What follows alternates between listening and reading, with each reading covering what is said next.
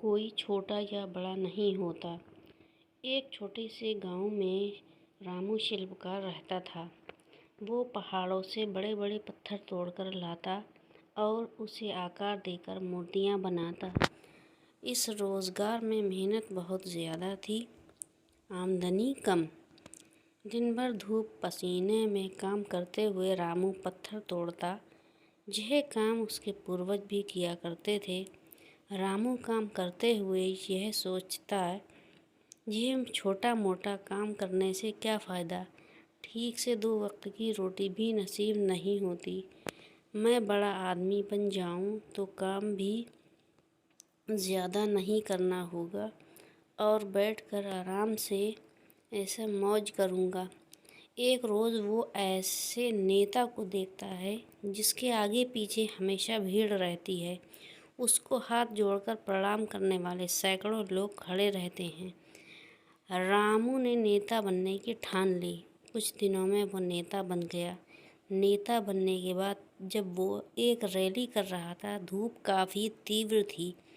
धूप की गर्मी वो सहन नहीं कर पाया और बेहोश होकर वहीं गिर गया। होश आने पर उसने पाया वो बिस्तर पर लेटा हुआ है। बिस्तर पर लेटे लेटे वो सोचने लगा कि नेता से बलवान वो सूर्य है जिसकी गर्मी कोई सहन नहीं कर पाता। मुझे अब सूर्य बनना है। कुछ दिनों बाद वो सूर्य भी बन गया। रामू अब गर्व से चमकता रहता और भीषण गर्मी उत्पन्न करता। तभी उसने देखा एक मजदूर खेत में आराम से काम कर रहा है। उसने गर्मी और बढ़ाई, मगर मजदूर पर कोई फर्क नहीं पड़ा।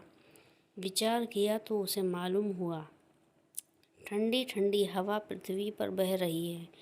तब रामू ने विचार किया, हवा बनकर मैं और शक्तिशाली बन जाऊंगा। कुछ दिनों बाद वो हवा बन गया।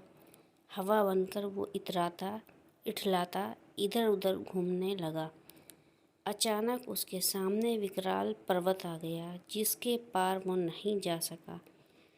तब उसने सोचा, मैं इससे भी बड़ा पर्वत बनकर रहूँगा।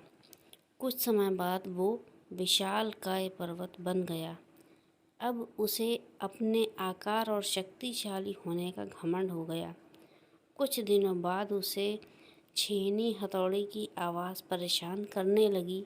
वो काफ़ी परेशान हो गया। उसकी आवाज़ इतनी कर्कश थी जो उसके शरीर को तोड़े जा रही थी।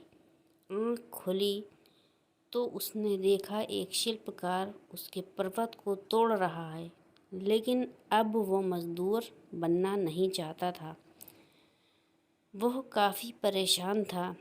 नींद खुली तो उसने आईने में पाया वह विशालकाय पर्वत को भी तोड़ने का साहस रखता है। वो तो स्वयं वही है।